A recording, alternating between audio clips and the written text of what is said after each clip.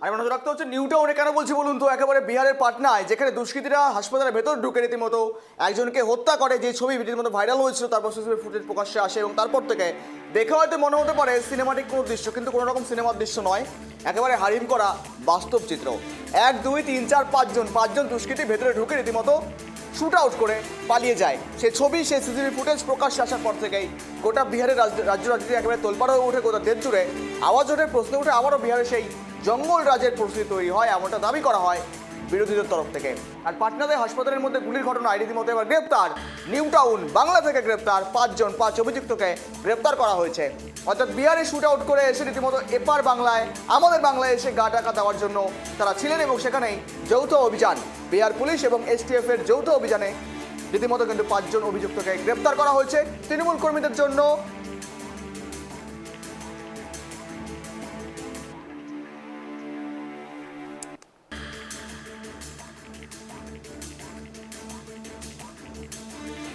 পাটনার হাসপাতালের মধ্যে গুলি, পাটনাতে হাসপাতালের মধ্যে গুলি ঘটনা রীতিমতো চাঞ্চল্য ছড়িয়েছে। আর ছবি দেখুন, যেখানে রীতিমতো যে ছবি মূলত ভাইরাল হয়েছিল, সিসিটিভি প্রকাশ্যে এসেছিল, সেখানকার ঘটনায় রীতিমতো সেই গুলিবিদ্ধের ঘটনায় রীতিমতো 5 জনকে গ্রেপ্তার করেছে। এই সমস্ত বিষয় নিয়ে আপডেট নেওয়া যাক।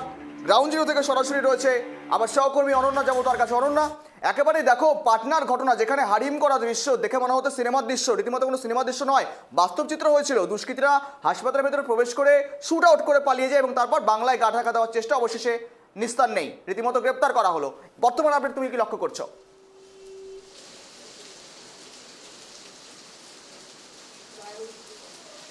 একদমই গৌরব, দেখো তোকে জানিয়ে রাখি যে বৃহস্পতিবার দিন একেবারেই সিনেমার কায়দায় চন্দন মিশ্র নামে এক আসামি, যিনি বেউর জেলে ছিলেন বিহারের, এবং সেখান থেকে তাকে প্যারোলে ছাড়া হয়েছিল এবং বেসরকারি একটি হাসপাতালে তার চিকিৎসা চলছিল।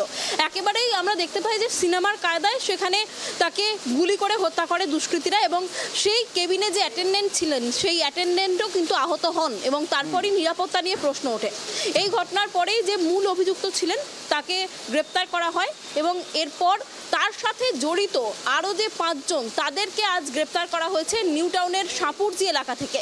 অর্থাৎ বিহারের যে ভয়াবহ শিউরে ওঠার মতো হত্যাকাণ্ডের ছবি আমরা দেখেছি ইতিমধ্যেই, এবং ট্রাইব টিভি বাংলাতেও সেই ছবি দেখানো হয়েছে। সেই ঘটনার সঙ্গে জড়িত আরও যে 5 জন তাদের ইতিমধ্যেই নিউ টাউনের সাপুরজি এলাকা থেকে গ্রেপ্তার করা হয়েছে। যেমনটা জানা যাচ্ছে যে তারা বিহার থেকে পশ্চিমবঙ্গে এসে নিউ টাউনের সাপুরজি এলাকায় আশ্রয় নিয়েছিলেন, এবং ঘর নেয়ার জন্য তারা যাদের সাথে যোগাযোগ করেছিলেন তাদের মোবাইলের টাওয়ার লোকেট করেই কিন্তু এই 5 জনের এই ঠিকানা কিন্তু জানা যায়, এবং সেখানেই আজ বেঙ্গল STF এবং বিহার পুলিশের সহায়তায় ওই 5 জনকে যৌথ অভিযানে গ্রেপ্তার করা হয়েছে। আর দেখো, ইতিমধ্যে নিউ টাউনের মধ্যে সাপুর জেলায় তুমি যেমনটা বলছো 5 জনকে গ্রেপ্তার করা হয়েছে, অভিযুক্তরা রয়েছেন। এমন বর্তমানে রীতিমতো STF এবং বিহারের যৌথ অভিযানে রীতিমতো বড়সড় সাফল্য বলা যেতে পারে, কেননা হারিম করা দৃষ্টি যেমনটা বলছো। আর যেখানে মূলত গত 7 দিনে যদি লক্ষ্য করে বিহারের রেকর্ড, সেখানে কিন্তু গত 7 দিনে 6-এর বেশি মার্ডার হয়েছে। এই যে একটা মূলত বাংলায় যদি কোনো ঘটনা হয়ে থাকে, তখন বাংলার তরফ থেকে রীতিমতো কিন্তু একটা বিরোধী তরফ থেকে বলা হয় বারংবার বাংলায় নাকি জঙ্গলরাজ চলছে, কিন্তু রীতিমতো বিহারের এমন ঘটনা রাজ্য রাজনীতিতে প্রভাব পড়তে চলেছে। কিন্তু দেখো, এই ঘটনায় এবার বাংলাতে এসে আশ্রয়, যদিও STF একযোগে সাফল্য পেল। অনন্যা,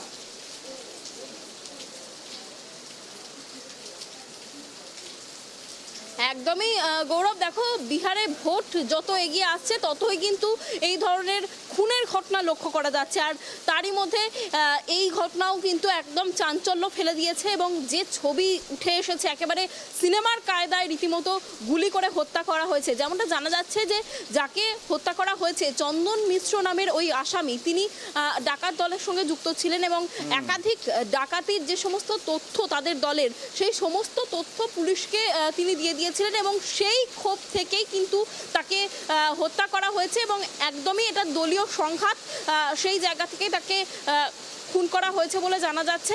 এবং তারপরেই মূল যে অভিযুক্ত তাকে গ্রেপ্তার করে বিহার পুলিশ, এবং বাকিদের খোঁজে তল্লাশি কিন্তু চলছিল, এবং বাকিদের খোঁজে তল্লাশি যখন চলছিল তখনই তাদের খোঁজ পাওয়া যায় নিউ টাউনের সাপুরজি এলাকায়, এবং তারা বিহার থেকে পালিয়ে পশ্চিমবঙ্গে আশ্রয় নিয়েছিল বলে জানা যাচ্ছে। এবং যেভাবে তারা আশ্রয়ের খোঁজ করেছিল এবং যাদের সঙ্গে যোগাযোগ করেছিল এই আশ্রয়ের জন্য, তাদের মোবাইলের যে টাওয়ার লোকেশন, সেই টাওয়ার লোকেশন ট্র্যাক করে বেঙ্গল বেঙ্গল এসটিএফ এবং বিহার পুলিশের যৌথ উদ্যোগেই কিন্তু তাদের গ্রেপ্তার করা সম্ভব হয়েছে। বেশ, ধন্যবাদ অনন্যার সঙ্গে থাকার জন্য, আপডেট দেওয়ার জন্য। যেখানে নজর রয়েছে আমাদের, দেখুন বিহারের পাটনার ঘটনা, আর যেখানে পাটনাতে হাসপাতালের মধ্যে গুলির ঘটনা, গুলি চালানোর ঘটনা, রীতিমতো সেই দুষ্কৃতীদের গ্রেপ্তার করা হয়েছে। বাংলায় এসে আশ্রয় নেওয়ার চেষ্টা করছিলেন, বাড়ি ভাড়া খুঁজছিলেন, কিন্তু সেখানে লোকেট করে, টাওয়ার লোকেশন লোকেট করে রীতিমতো তাদেরকে গ্রেপ্তার করা হয় এবং বিহার পুলিশ এবং এসটিএফ রাজ্যের যৌথ উদ্যোগে এই অভিযান করে রীতিমতো কিন্তু তাদেরকে গ্রেপ্তার করেছে। পরবর্তী প্রসিডিওর, পরবর্তী প্রক্রিয়া চলছে আইনিভাবে।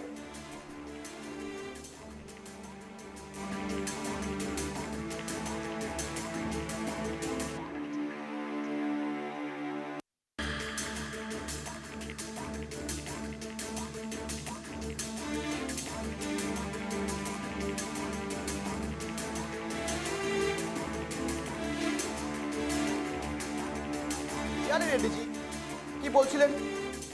বিহারের এডিজি বলেছিলেন রীতিমতো এই সময়টা, অর্থাৎ জুন জুলাই মাস, এই সময়টাতে নাকি এই ধরনের কাজকর্ম হয়েই থাকে। অর্থাৎ বিহারের এডিজি, আইন শৃঙ্খলা যিনি সামনে থাকেন, তিনি কথা বলছিলেন। তার কথাতে রীতিমতো কিন্তু একটা বেশ চর্চার বিষয় হয়ে দাঁড়িয়েছিল। কেননা যেমন তিনি বলছিলেন যেন মানুষ মরতেই পারে, এমন ভঙ্গিতে তিনি কথা বলছিলেন। আর যদিও এখনো পর্যন্ত দেখা যাচ্ছে পাটনার হাসপাতালের মধ্যে গুলি চালানোর ঘটনায় নিউ টাউন থেকে গ্রেপ্তার করা হলো 5 জনকে, আটক করা হয়েছে, জিজ্ঞাসাবাদ চলছে। আর সেখানেই মোবাইলের টাওয়ারের সূত্র ধরেই আটক করা হয়েছে। অপরাধীরা এলাকায় আশ্রয় নিয়েছিল, যাদের মাধ্যমে যোগাযোগ করছিল ঘর নেওয়ার জন্য, তাদের মোবাইলের টাওয়ারের সূত্র ধরে এলাকায় অভিযান চালানো হয়।